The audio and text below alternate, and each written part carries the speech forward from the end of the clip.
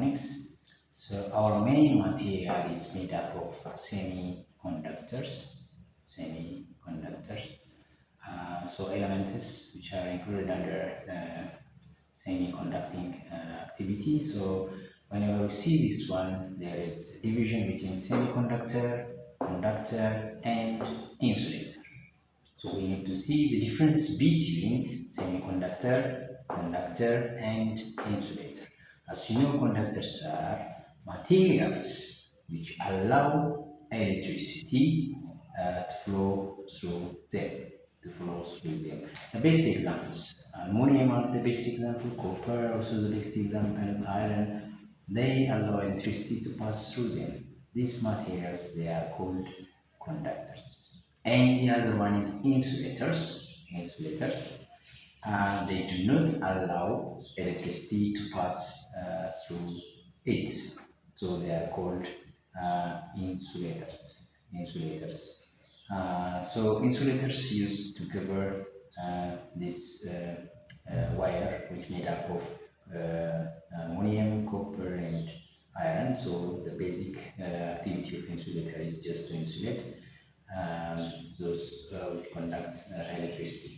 Okay, the other one is semiconductor. From the word you can understand that semiconductors. So semi means, let's see it. Semi means, so this is semi, so and conductor. So it is half between conductor and insulator.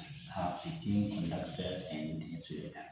So there is also other division between semiconductor and some materials. So before I go to the other division regarding the different types of semiconductor, conductor, and insulator, so the material which is included under semiconductor, silicon is one of the material, one of the elements which helps us to do the materials which acts as a semiconductor. The other one is germanium. Germanium is the other one. So there is also a compound semiconductor like gallium arsenide. So materials which is made up from gallium arsenide acts as a semiconductor. Gallium arsenide acts as a semiconductor. So you can use a single element like silicon or germanium. You can use a compound like gallium arsenide and so on for as a semiconductor. Three of them are included inside of this semiconductor. The other division in this material is regarding the band gap. So consider this is the conduction band and valence band. Conduction band and valence band. For insulator, we have large energy gap. This is E gap between the conduction band and valence band. Conduction and valence band. So for insulator, this is very large. E gap is very large. But for conductor, it overlaps. That means if this one is for insulator, for conductor, we have gain. Consider this is the conduction band and this is the valence band. So for conductor, we have for conduction band here, for valence band. So this is for conduction band and this is for valence band, which means there is overlap between conduction band and valence band. So electrons can go easily from valence band to conduction band. But this is not the case for insulators. Insulators, they need some extra energy in order to move the electron from the valence band to the conduction band. But now there is overlap here. This is the region, the overlap region between conduction and valence band. So you can easily access the electrons can be found freely in the conduction band. That's why most conductors like aluminum, we have free electron, iron, we have a free electron, copper, we have a free electron. So apply a voltage so it can conduct easily. So the other one for semiconductor, we have the following division. This is valence band and there is also conduction band.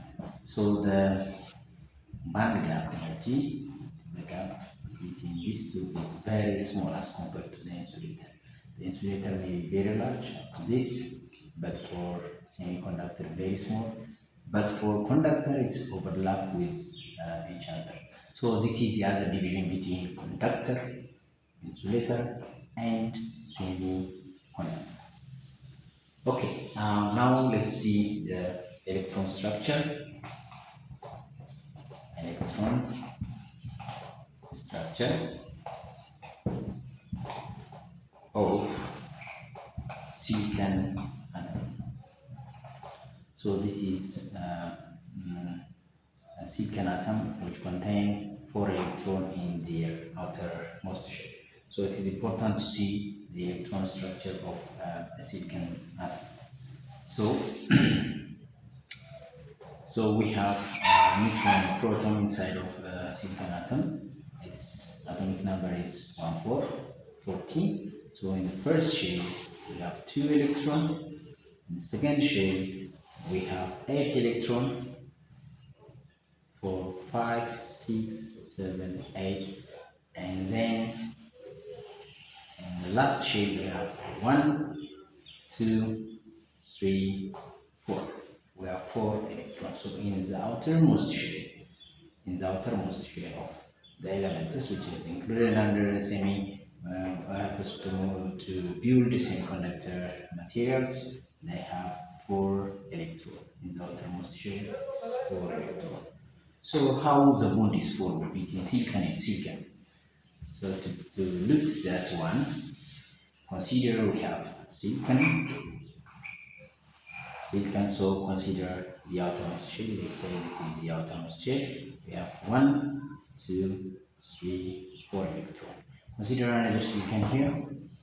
In the outermost shell again, we have 1, 2, 3, 4 electrons, and another silicon atom. So in the outermost shell we have 1, 2, 3, 4 atoms.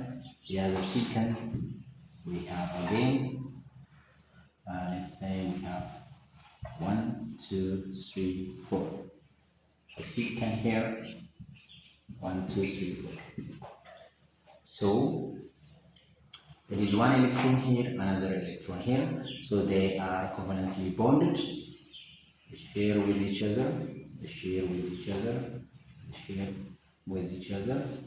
Therefore, 1, 2, 3, 4. One from this silicon, one electron from the other silicon, one from this silicon, one from the other electron. Therefore, 1, 2, 3, 4, 5, 6, 7, 8. Now it is 8. So it continues like that. So this will bond with the other, and this will bond with the other, and it carry on like that. So this is how we get a silicon structure. Okay, so having this in mind, I will directly go to the other parts regarding the types of semiconductor. Types of semiconductor.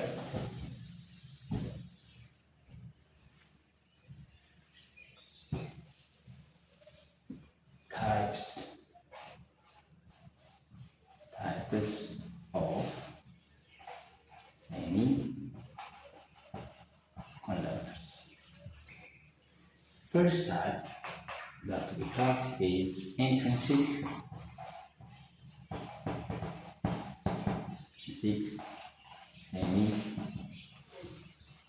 semiconductor, and the second type that we have is extrinsic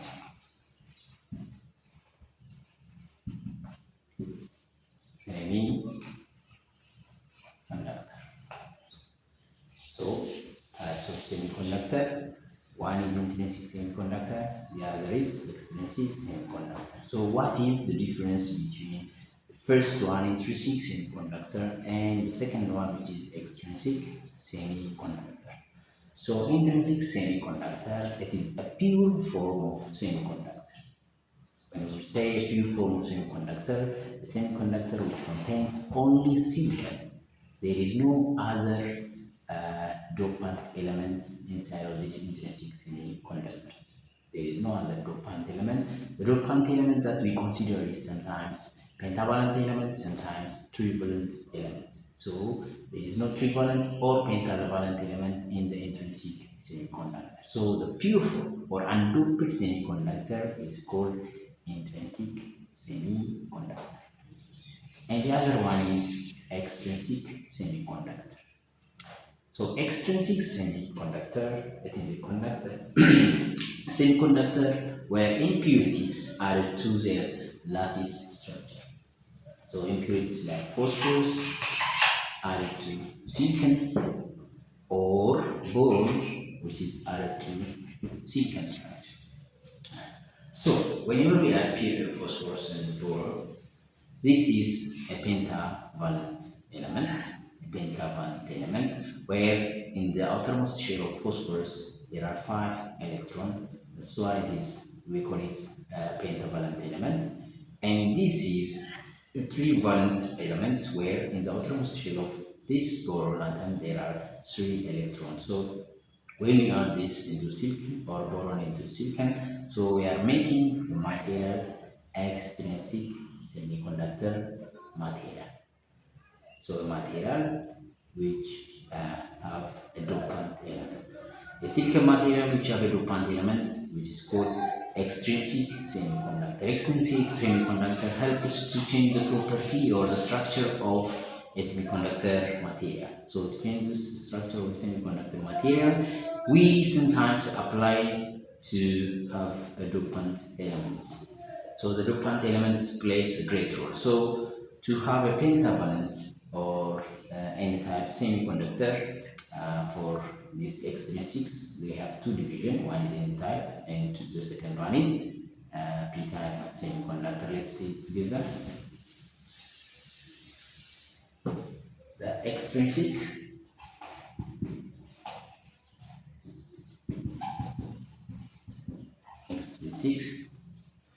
semiconductor. One, we have n-type semiconductor.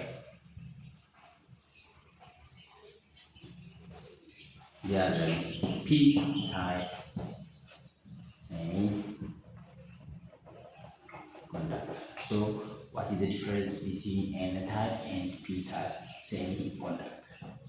So for n-type semiconductor, the dopants are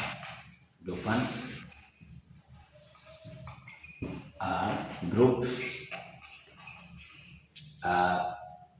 5 elements, but here dopants are group 3 elements. For this one it's group 3, for group 5, for this one it is group 3. Okay, so this is group 3 and group 5. So we need to have an example regarding group 5 elements. So the first example that we have is antimony, and the other one is arsenic, or we have bismuth, or we have phosphorus. These are the group 5 elements that make silicon or germanium semiconductor n-type. So to make n-type material, we use these group 5 elements, because in group 5 elements there are 4 electrons in their outermost shell plus 4 electrons of outermost shell of silicon. 4 plus 4 is 8, so we will have, this is 5, that is 4, 5 plus 4 is 9, so there is 1 extra electron. So we will get 1 extra electron per atom to make it n-type material. So, and group 3 elements which makes the p-type material, we can take first one aluminum, and the second one boron, we can have gallium, we can have indium. These are group 3 elements which make this material p-type. So these group 3 elements, they have 3 electrons in the outermost shell. There are 4 electrons of in the outermost shell of silicon. 4 plus 3 is 7. So 1 extra electron is needed. So due to this, so a hole is created. So there, that's why we say it is p-type. So the other difference between the n-type and p-type material beside this one. So p-type and n-type material is regarding the carriers. We have here majority carriers are electrons, but here the majority carriers are holes. So that is the difference between the n-type and p-type semiconductor materials. Majority of them, due to the addition of pentavalent element into the silicon, so majority carriers are electrons. Here, due to the addition of a trivalent element like boron, majority carriers are holes. So in addition to this, minority carriers are holes, but here minority carriers are electrons. So sometimes in diode there is reverse bias. So in case of reverse bias, there is a leakage current, small current that can be observed in the graph. So that small current comes from these minority carriers. There are small minority carriers beside the majority carriers. In any type, there are very small minority carriers holes. So this helps for leakage current when we apply reverse or bias into a diode. We can observe very small current in milliampere, so that comes from due to this minority carriers. So that is the difference between n-type and p-type material. Okay, so we have seen n-type and p-type material. Then now let's see what we are going to do for this n-type and p-type materials.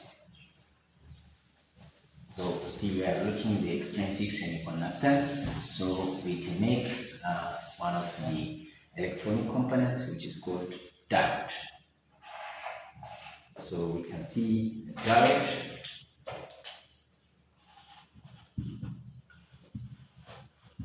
diodes.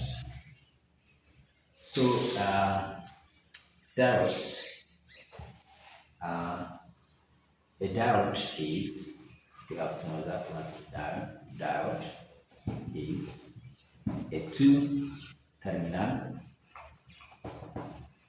electronic component that conduct current only in one direction, and blocks do not conduct current in the reverse direction. So this indicates forward bias and reverse bias case for diode. So diode is simply a two-terminal electronic component. What does two-terminal indicates? So two-terminal indicates we have two terminals. So this diode is made up of the p-type and n-type. So we have p-type here p-type semiconductor, and we have here n-type semiconductor. So connecting this p-type and n-type semiconductor actually built on one of the silicon substrates. So p-type and n-type, they will make diode. So this is a symbol for diode. P-type is indicated by this arrow, direction of hole, and n-type with this one. So this is diode. So a diode is a two terminal. This is the first terminal, number one. This is the second terminal, number two. First terminal, second terminal. So a diode is a two-terminal electronic component. Two-terminal electronic component that conducts current in one direction and blocks current in the reverse direction. So let's see how it's conducting one direction and the other reverse direction. Okay. So PN junction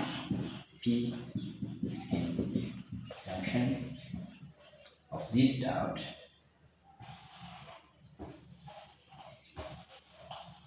we have one side first terminal, another side the second terminal. So in the middle we have a majority carrier. Let's say this is P type and this is N type. So the majority carriers here they are holes represented by a plus sign. We have holes represented by a plus sign. Majority carriers in N type electrons that can be represented by a minus sign. So here the majority carrier, there is a diffusion that this majority carrier can pass to the N type. So they will form here a positive charge. After passing this boundary, they form positive charge, and majority carriers from N type and goes to here and creates this negative charge. So there is a negative and a positive that will make a potential barrier. This is negative and this one is positive. So a potential barrier, and the region, this region is called depletion region. The region is called depletion region. So the region from this point to this point is the region that's called depletion region. This is a depletion region. So there is a negative terminal here and there is a positive terminal here. So this is a potential barrier. Okay, so this is for diode. We have seen the potential barrier in the depletion region. So what will be barrier potential for different material? If this material is made of silicon, let's say, if it is made of silicon, so the barrier voltage or barrier potential will be 0.7 volts if it is silicon. So if it is germanium, it is 0.3 volts. So barrier potential is 0.3 volts. So the potential that needs to remove this barrier should be greater than 0.7 volt in forward biasing case. In forward biasing case, if this diode is made of germanium, so the potential barrier is around 0.3 volt. So for forward biasing, the potential should be greater than 0.3 volts in order to remove this potential barrier and conduct electricity very easily. Okay, so having this in mind, let's see what the symbol look like regarding the PN junction of a diode. Okay, so this is a symbol. This is the symbol for diode. This is positive terminal, which indicates the P type, and this side indicates the N type.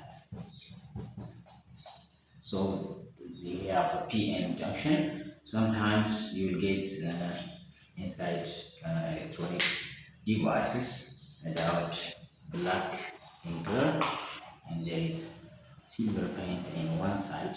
So we have two terminals. So this silver paint actually indicates that this side is N type. The silver paint shows you The other side is N type and the other side is P type.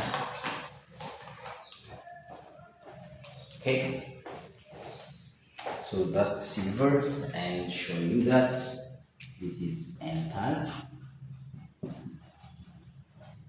The silver paint around here, this is a P type. So I have this one and with the silver paint and so on. Okay, so now let's see the biasing. What does it mean, biasing? What is forward biasing and what is reverse biasing? Okay, biasing of PN junction. So the first one that we have is forward bias.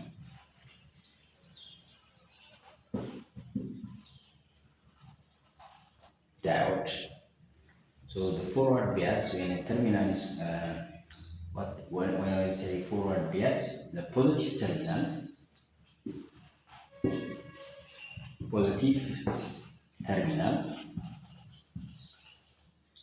connected to P type of a diode and negative terminal are connected to N type of a diode said to be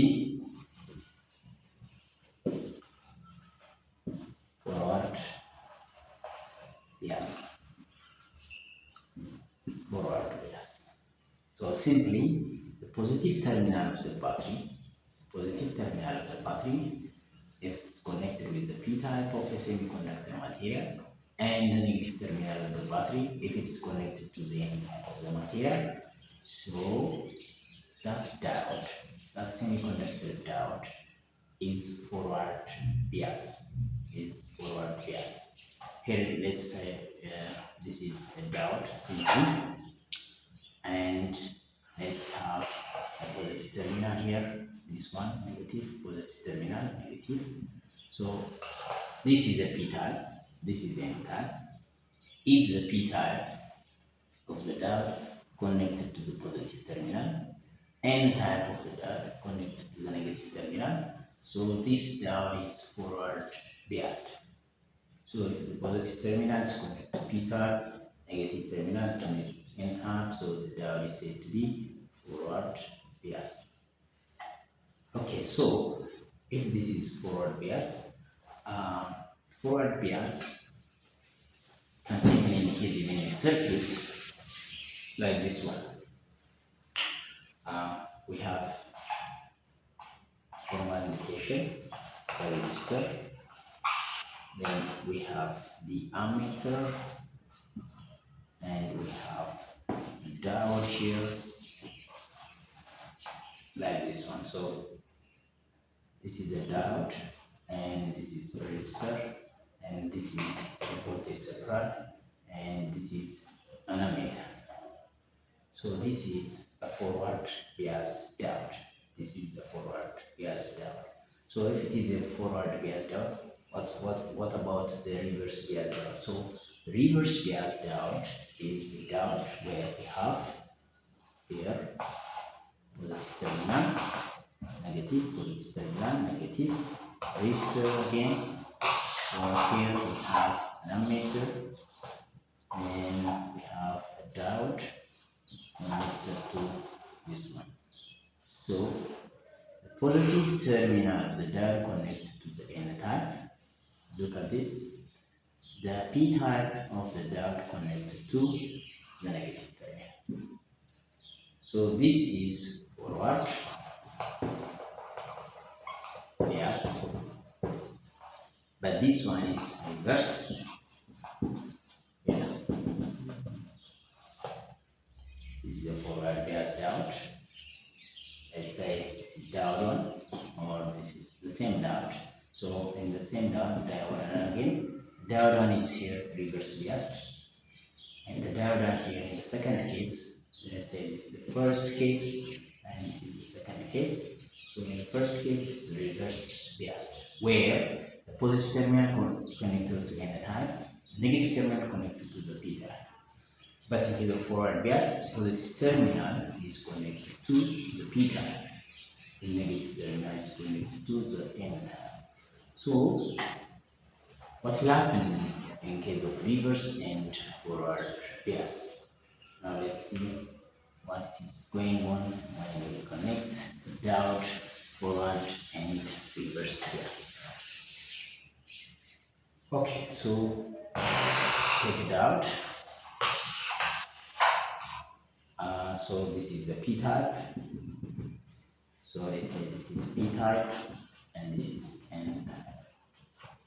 So the P type should be connected to the positive terminal, considering forward bias. Forward bias out, and then that should be. So here we have a majority pairs. Here we have majority pairs of holes, and there is a potential barrier. So when N type is connected to this one, so the electron push the majority pairs. So this electron will go in this direction, the holes push positive and push in this direction. With this, the depletion region will be removed. Finally, the depletion region will be removed. So the electron can pass this way, the holes, and then there is a conduction. So depletion region will be removed in case of forward bias. So there is conduction. There is conduction. Conventionally, we have conduction. So forward bias, we have a conduction. So let's take the other one, which is, let's make this diode again reverse bias. Reverse bias. So in case of reverse bias, we are going to change this polarity. We'll make this one negative, positive. Okay. This one, yeah, negative, positive, negative, positive, negative, positive, yeah. So there is a negative and positive here. This is N type and P type. So the positive will attract this electron toward this. The positive attract, and the negative will attract this one toward this direction. So what will happen? The depletion region will be increased. We will have large depletion region. So there is an increase in depletion region. So the potential barrier will be increased. Due to this, there is no conduction. There is no conduction. So that is the difference between forward and reverse bias. Forward and reverse bias. So this is applicable and different one. It can be used for rectification purpose. It can be used for logic gates and so on, like AND gate or gate and so on. They include this property into them to achieve the output of logic gates. Okay, so having this in mind, we need to see also the current voltage characteristics. Current voltage characteristics. Current voltage characteristics.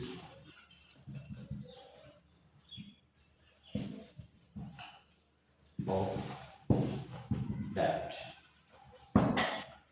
So we have y-axis here, we have x-axis, which is for voltage, the y-axis for current. So in case of forward bias, we have the following graph. This is called forward region, and the biasing is forward, bias, and this is a current.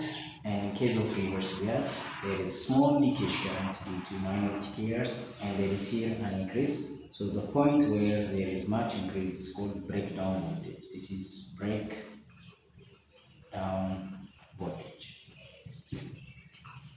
So there is a small milliampere which is passing in case of reverse bias. So in this case the diode is reverse bias.